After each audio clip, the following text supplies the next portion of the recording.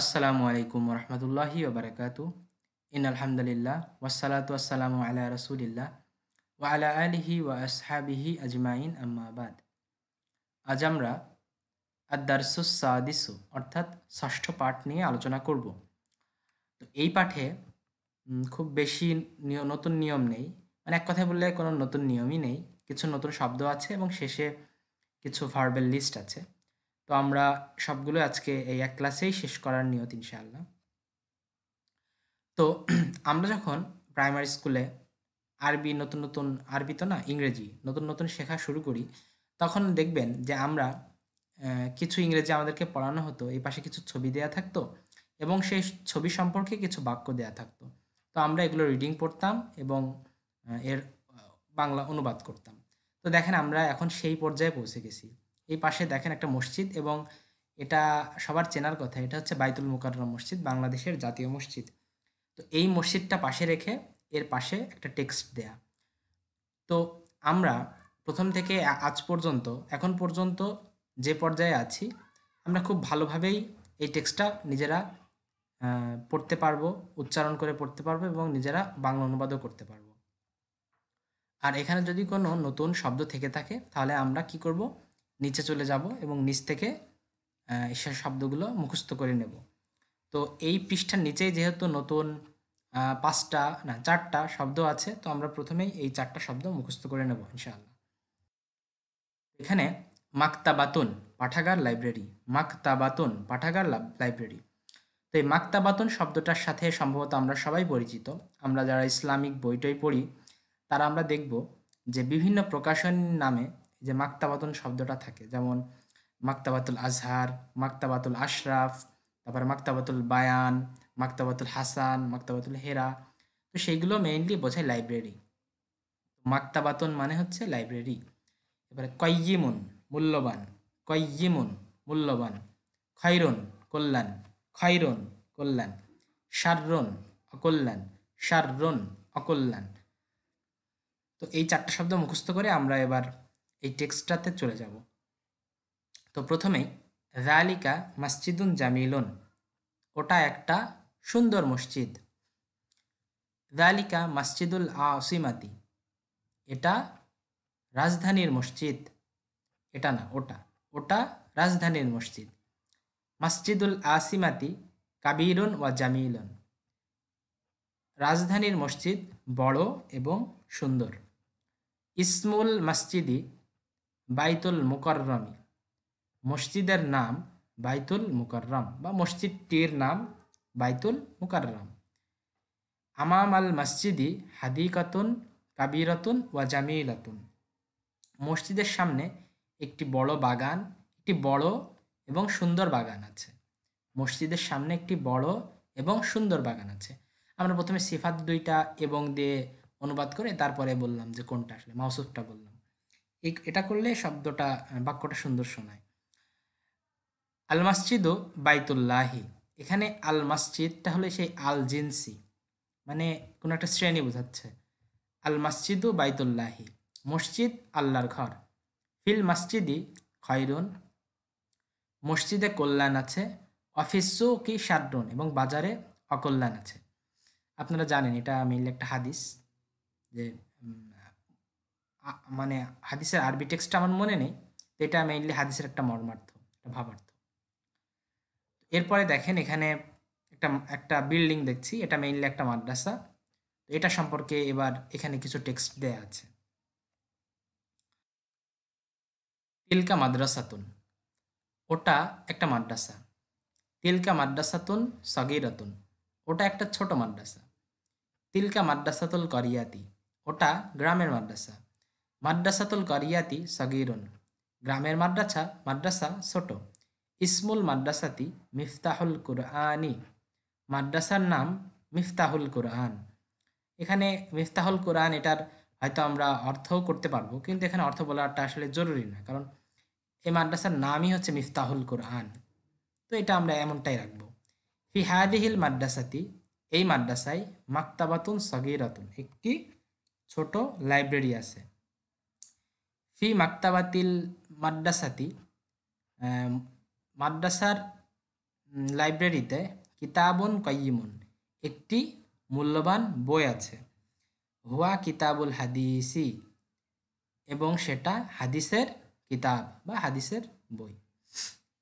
এরপর এখানে আমরা দেখছি একটা ঘরের ছবি। হাদা বাইতুন, এটা একটা ঘর বা বাড়ি। ঘর ঘর যেহেতু হুজরাতুন আমরা বলি, বাইতুন দিয়ে বাড়ি বলাটাই বেটার। হাদা বাইতুন, এটা একটা বাড়ি। হাদা বাইতুন জামিলুন, এটা একটা সুন্দর বাড়ি। হাদা বাইতু মাজিদিন, এটা মাজেদের বাড়ি। বাইতু মাজিদিন জাদিদুন, মাজেদের বাড়ি নতুন। মাংদারুল বাইতি জামিলুন জিদ্দান, বাড়ির দৃশ্য খুব সুন্দর। বাবুল বাইতি মাফতুহুন, বাড়ির দরজা খোলা। মাজিদুন রাজুলুন গানিয়ুন, মাজেদ একজন ধনী লোক। হুয়া তাজিরুন মাশহুরুন, সে একজন প্রসিদ্ধ ব্যবসায়ী। হুয়া তাজিরুল মাদিনাতি, সে শহরের ব্যবসায়ী। দুক্কানহু ফি সুকিল করিয়াতি, তার দোকান গ্রামের বাজারে। এই যে দুক্কানুহু, এই দুক্কানুন মানে হচ্ছে দোকান, দুক্কানুন মানে হচ্ছে দোকান। দুক্কানুহু তার দোকান, ফি সুকিল করিয়াতি গ্রামের বাজারে। দুক্কানুহু কাবিরুন, তার দোকান বড়। সাকফুল বাইতি জামিলুন, বাড়ির ছাদ খুব সুন্দর। ফাউকসাকফি, ছাদের উপরে আলামুন, একটি পতাকা আছে। এই সাকফুন মানে হচ্ছে ছাদ, এটা এটা হচ্ছে এখানে নিচে আছে। হ্যাঁ, তো এখানে এই তিনটা শব্দ আমরা পড়ে নিই। ফারুন ইঁদুর, ফারুন ইঁদুর, ফারুন ইঁদুর। আসাদুন সিংহ, আসাদুন সিংহ, আসাদুন সিংহ। সাকফুন সাদ, সাকফুন সাদ। তো আমরা আবার এর পরেরটাতে যাই। এখানে আমরা একটা বই দেখছি, তো এর সম্পর্কে বলা হচ্ছে হাদা কিতাবুন আরবিয়্যুন, এটা আরবি কিতাব বা আরবি বই। আরবিয়্যুন এটা মেইনলি এখানে সিফত হিসেবে ব্যবহার হচ্ছে। কিতাবুন আরবিয়্যুন, এটা আরবি বই। হাদা কিতাবুল কিসসাতি, এটা গল্পের বই। ফি হাদাল কিতাবি, এই কিতাবে মানে এই বইয়ে কিসসাতুন জামিলাতুন, একটি সুন্দর গল্প আছে। ইসমুল কিসসাতি, গল্পের নাম ফাআরুন আল ফাআরু ওয়াল আসাদু, একটি ইঁদুর এবং একটি সিংহ। না না না, সিংহ এবং ইঁদুর, একটি তো হবে না।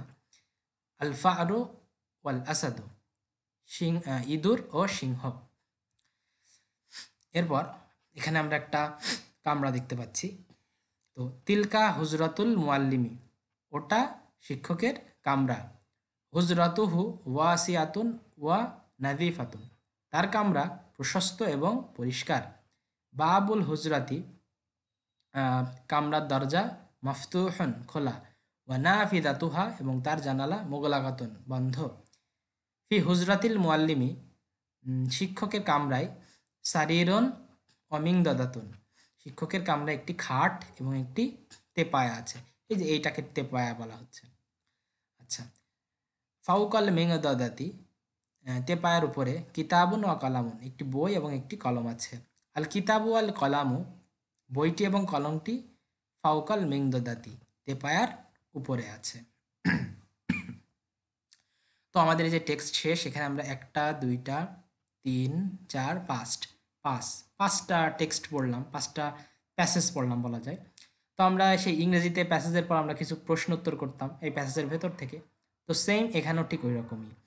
আত-তামরিনুল আওয়ালু, প্রথম অনুশীলনী। হাল হাদা হাল যালিকাল হাল যালিকা মসজিদুন জামিলুন, ওটা কি একটি সুন্দর মসজিদ? নাম যালিকা মসজিদুন জামিলুন, হ্যাঁ ওটা একটা সুন্দর মসজিদ। মাসমুল মসজিদি, মসজিদের নাম কি? ইসমুল মসজিদি বাইতুল মুকাররমি, মসজিদের নাম বাইতুল মুকাররম। হাল যালিকা মসজিদুল আসিমাতি, এটা কি শহরের রাজধানীর মসজিদ? নাম যালিকা মসজিদুল আসিমাতি, হ্যাঁ ওটা শহরের মসজিদ। মসজিদুল মসজিদুনিল, এখানে কিন্তু মসজিদুনিল হবে। মসজিদুল, না না সরি, মসজিদুল করিয়াতি যালিকা, ওটা কি গ্রামের মসজিদ? নাম যালিকা মসজিদুল করিয়াতি। মসজিদুল মসজিদুল করিয়াতি দালিকা মসজিদুল আসিমাতি, ওটা কি গ্রামের মসজিদ না রাজধানীর মসজিদ? মসজিদুল আসিমাতি, রাজধানীর মসজিদ।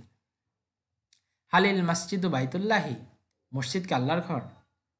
নাম আল মসজিদু বাইতুল্লাহি, হ্যাঁ মসজিদ আল্লাহর ঘর। মাদা আমামাল মসজিদি, মসজিদের সামনে কি আছে? আমামাল মসজিদি হাদিকাতুন, হাদিকাতুন জামিলাতুন ওয়া কাবীরাতুন, বা এরকম কিছু একটা। আইনা হাদিকাত, আইনাল হাদিকাতু, আল হাদিকাতু আমামাল মসজিদি, কাইফাল হাদিকাতু, আল হাদিকাতু জামিলাতুন, জামিলাতুন হিয়া, সেটা কি সুন্দর? নাম হিয়া জামিলাতুন। কাবিরাতুন হিয়া আম সগীরাতুন, হিয়া কাবিরাতুন, বা শুধু কাবিরাতুন বললেই হয়। তো এইভাবে আপনারা প্রশ্নোত্তরগুলো করবেন। এরপরে প্রত্যেকটা প্যাসেজ ওয়াইজই আলাদা আলাদা কিছু কোয়েশ্চেন আছে, তো এগুলো সব আপনারা পারবেন। আপনারা নিজেরা চেষ্টা করবেন, নিজেরা এগুলো আমি যেভাবে পড়লাম প্রথমটা, আপনারা নিজেরা প্রথমে এই টেক্সটটা পড়বেন, এটার তর্জমা বলবেন, এরপর বাংলাটা বলবেন, বাংলা তর্জমা বলবেন। প্রয়োজনে আপনারা প্রশ্নর উত্তরটা ওখান থেকে খুঁজে নেবেন। তো এইভাবে পড়লে আপনাদের এই স্পিকিংটা বা এর রিডিং পড়া, টেক্সট পড়ার যেই যেই যেই দক্ষতা, সেটা আরও বাড়বে। তো এইভাবে আপনারা এখানে যতগুলো প্রশ্ন আছে সবগুলো নিজেরাই পড়বেন ইনশাআল্লাহ। আমি আর আলাদা করে বলে দিচ্ছি না, এগুলো আপনারা পড়বেন এবং সবগুলোই পারবেন। এখানে নতুন কোনো নিয়ম নেই, যেসব নিয়ম এর পেছনে পড়ে এসেছেন সেগুলোই আপনারা পড়বেন। এখানে আরেকটা ব্যাপার আপনারা দেখবেন, লক্ষ্য করবেন যে এখানে দেখেন খুব বেশি জায়গায় কিন্তু জের জবর পেশ দেওয়া নেই। তখন হয়তো মাঝে মাঝে একটা পুরো একটা লাইনে হয়তো একটা দুইটা বা তিন চারটা এরকম দেওয়া আছে। এর মানে কি, আমরা আসলে আরবি ভাষা শেখার ক্ষেত্রে কিন্তু এগিয়ে যাচ্ছি। কিছু পরে হয়তো আর কোনো এরকম কোনো জের জবর পেশ থাকবেই না, কিন্তু তাও আমরা পড়তে পারবো। এর মাধ্যমে বোঝা যাচ্ছে যে মেইনলি আমরা আরবি ভাষার একদম মানে সেই সিঁড়ি দিয়ে কয়েক সিঁড়ি পার হয়ে উঠে আস্তে আস্তে সেই মঞ্জিলের দিকে আমরা আগাচ্ছি। তো আপনারা সবাই বেশি বেশি করে আল্লাহর কাছে দোয়া করবেন যেন আমরা পুরো আরবিটা শেষ করতে পারি। আপনারাও, আপনাদের যেন ততদিন আগ্রহটা বজায় থাকে, আপনারা বারবার আল্লাহর কাছে দোয়া করবেন। আচ্ছা, তো এরপরে এখানে আবার সেই ভার্বেল লিস্ট আছে। তো গত চ্যাপ্টারে আমরা যখন এই ভার্বেল লিস্ট পড়েছিলাম তখন আমরা বলেছিলাম যে ওইগুলোকে মাদি এর সিগা বলা হয়। মাদি মানে হচ্ছে অতীতকাল। আর এখানে যেগুলো দেখছেন এগুলোকে বলা হয় মুদারে, মুদারি। আমরা এমনিতে মুদারে বলি। তো এখানে দেখেন মুদারি, আমরা বলেছিলাম গত ক্লাসে মুদারি, মুদারির ভেতরে দুইটা টাইপ কাল থাকে, একটা হচ্ছে বর্তমান কাল এবং ভবিষ্যৎকাল। যেমন এখানে দেখেন লেখা করবে, এটা তো ভবিষ্যৎকাল। আর একটা করছে, এটা তো বর্তমান কাল, যেটা চলছে ঘটমান। আর একটা দেখবেন এখানে লেখা করে, করে, করো, করি। এটা মেইনলি অভ্যাসবাচক বোঝায়। এটাকে, এটা প্রেজেন্ট ইনডিফিনিট টেন্স, নিত্য অভ্যাসবাচক, এগুলো প্রেজেন্ট। তো এখানে যে মূল কথাটা আমাদেরকে মনে রাখতে হবে, এগুলোকে বলা হয় মুদারের সিগা। এগুলো হচ্ছে ভবিষ্যৎকাল এবং বর্তমানকালের অর্থ দেয়। তো এখানে তিনটা অর্থ মেইনলি আমাদেরকে দিয়েছে, আমাদেরকে তিনটাই মুখস্থ করতে হবে। তো এখানে আমরা কিভাবে মুখস্থ করব? তো দেখেন এখানে প্রথমে আমরা যে ফাআলাটা করেছিলাম সেই ফাআলারই এবার আমরা মুদারি, মুদারি ফর্মে পড়ব। ইয়াফ আলু তাফ আলু, সে করবে করছে করে। ইয়াফ আলু তাফ আলু, সে করবে করছে করে। তাফ আলু তাফ আলি না, তুমি করবে করছো করো। তাফ আলু তাফ আলি না, তুমি করবে করছো করো। আফ আলু, আমি করব করছি করি। এখানে ইয়াফ আলু এটা হচ্ছে পুরুষবাচক মুজাক্কার, তাফ আলু এটা মুয়ান্নাস, আবার তাফ আলু এটা মুজাক্কার, তাফ আলি না এটা মুয়ান্নাস, আফ আলু এটা মুতাকাল্লিম, বোধ মুজাক্কার মুয়ান্নাস দুইটাই। তো দেখেন এখানে একটা বিষয় একটু লক্ষ্য করার ব্যাপার, তাফ আলু, এখানেও দেখেন তাফ আলু, এই দুইটা কিন্তু একই বানান, একই উচ্চারণ, একই উচ্চারণ। কিন্তু এটা হচ্ছে সে করবে করছে করে, সে হচ্ছে মেয়ে। আর তাফ আলু এখানে হচ্ছে তুমি করবে করছো করো, এটা ছেলে। এটা যখন আমরা বাক্যে ব্যবহার করব তখন এর আগে পরের অবস্থা দেখে আমরা বুঝতে পারবো, এই নিয়ে টেনশন করার কিছু নেই। তো আমরা এখানে এই যে বারবার পড়ে পড়ে এর আগের অধ্যায়ের মতো করে মুখস্থ করবো। ইয়াফালু তাফালু, সে করবে করছে করে। তাফালু তাফ আলি না, তুমি করবে করছে করো। আফ আলু, আমি করবে করছে করি। ইয়াফ আলু তাফালু, সে করবে করছে করে। তাফালু তাফ আলি না, তুমি করবে করছে করো। আফ আলু, আমি করবে করছে করি। ইয়াফালু তাফালু, সে করবে করছে করে। তাফালু তাফ আলি না, তুমি করবে করছে করো। আফ আলু, আমি করবে করছি করি। এরপর ইয়াখরুজু তাখরুজু, সে বের হবে, বের হচ্ছে, বের হয়। তাখরুজু তাখরুজিনা, তুমি বের হবে বের হচ্ছ বের হও। আখরুজু, আমি বের হব বের হচ্ছি বের হই। ইয়াখরুজু তাখরুজু, সে বের হবে বের হচ্ছে বের হয়। তাখরুজু তাখরুজিনা, তুমি বের হবে বের হচ্ছ বের হও। আখরুজু, আমি বের হব বের হচ্ছি বের হই। ইয়াযহাবু তাযহাবু, সে যাবে যাচ্ছে যায়। ইয়াযহাবু তাযহাবু, সে যাবে যাচ্ছে যায়। তাযহাবু তাযহাবিনা, তুমি যাবে যাচ্ছ যাও। তাযহাবু তাযহাবিনা, তুমি যাবে যাচ্ছে যাও। আযহাবু, আমি যাব যাচ্ছি যাই।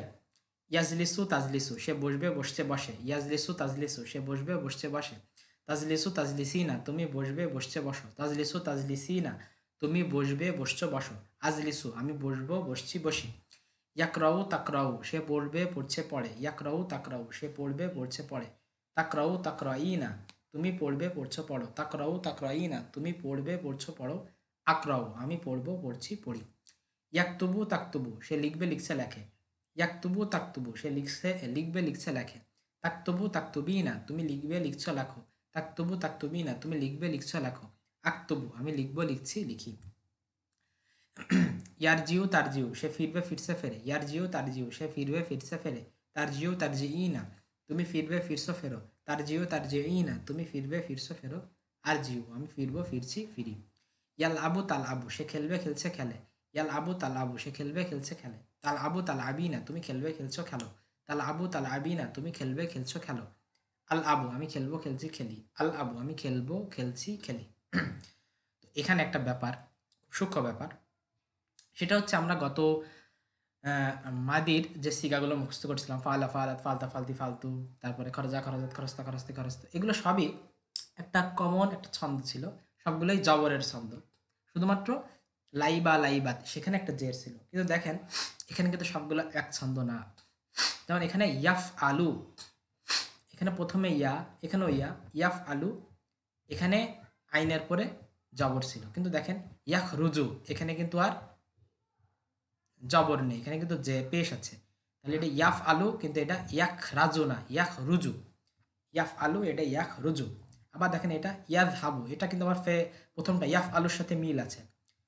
ইয়াফ আলু এই কি ইয়াজ হাবু তাজ হাবু। কিন্তু এটা আবার দেখেন ইয়াজ লিসু, ইয়াফ আলুতে উপরে জের জবর ছিল, কিন্তু এটা দেখেন জের ইয়াজ লিসু। আবার এটা ইয়াক রাউ, এটা আবার সেই ইয়াফ আলুর মতোই। আবার এটা ইয়াক তুবু, এটা কিন্তু আবার ইয়াখ রুজুর মতো। আবার এটা ইয়ার জিউ, এটা আবার এই যে আমরা পড়লাম ইয়াজ লিস্তুর মতো। আবার এখানে ইয়াল আবু, এটা আবার ভিন্ন। এটা ভিন্ন বলতে এটা অনেকটা আবার ইয়াফ আলুর মতো। তো এই জিনিসগুলো কিন্তু আপনার উল্টে পাল্টে ফেলবেন না। প্রত্যেকটা যেটা যেরকম সেভাবে আপনারা বারবার পড়ে পড়ে ব্যাপারগুলো আয়ত্ত করবেন। এটা খুবই গুরুত্বপূর্ণ, খুবই গুরুত্বপূর্ণ। এইটা না বুঝতে পারলে বা এটা না মুখস্থ করে মানে একদম আয়ত্ত করতে না পারলে আপনারা কিন্তু কোনো বাক্যই পড়তে পারবেন না। সব ভুলভাল পড়ে ফেলবেন। এজন্য বারবার বারবার আপনারা এই অংশটা বারবার প্র্যাকটিস করে করে আয়ত্ত করবেন। যেন আমি যদি হুট করে বলি আমি করি, আফআলু, মানে বলে ফেলতে পারবেন খুব দ্রুত। সে যায়, ইয়াজহাবু, আমি যাব, আযহাবু, এইভাবে এত দ্রুত আপনাকে এটা মানে মাথায় নিয়ে আসতে হবে। তো এটা মাথায় এত দ্রুত নিয়ে আসার জন্য আপনাদেরকে অবশ্যই বারবার প্র্যাকটিস করতে হবে।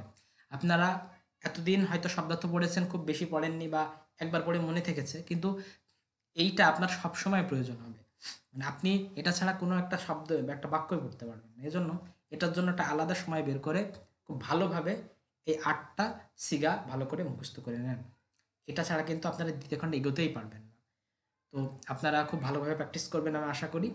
আর এই অধ্যায়ের একটা টাস্ক আমি দিয়েছি, সেটা হচ্ছে এই কোয়েশ্চেনগুলো আপনারা পড়বেন, এর তর্জমা করবেন আর উত্তর দেবেন, তর্জমা করবেন। এটা কিন্তু ম্যান্ডেটরি, অবশ্যই করবেন। এটা না করলে কিন্তু আপনারা পরবর্তীতে আপনাদের দুর্বলতা থেকে যাবে। আর যদি দেখেন আপনাদের দুর্বলতা এখনো হচ্ছে, তাহলে বুঝে নেবেন যে আমার আগের পাঠ পড়াগুলোতে দুর্বলতা আছে। আপনি যদি সবগুলো খুব ভালোভাবে স্মুথলি পড়ে আসেন, তাহলে খুব সাবলীলভাবে এগুলো আপনার পড়তে পারার কথা। তো আপনারা যদি একটু ঝামেলা হয়েও যায়, তো আপনারা বারবার পড়ে পড়ে সেই ব্যাপারগুলো আয়ত্ত করে নেবেন। এভাবেই আস্তে আস্তে আমরা ভবিষ্যতে আরবি বড় বড় ইবারত পড়তে সক্ষম হব। আর ভার্বগুলো খুব ভালোভাবে মুখস্থ করবেন। আর এখানে কিছু নতুন শব্দ আছে, খুব বেশি না। এখানে 4টা আছে আর এখানে 3টা, এই 7টা মুখস্থ করবেন ইনশাআল্লাহ। তো আমরা ষষ্ঠ দার্স এখানে শেষ করছি। আগামী দার্সে আমরা সপ্তম পাঠ নিয়ে আলোচনা করব ইনশাআল্লাহ। আসসালামু আলাইকুম ওয়া রাহমাতুল্লাহি ওয়া বারাকাতুহু।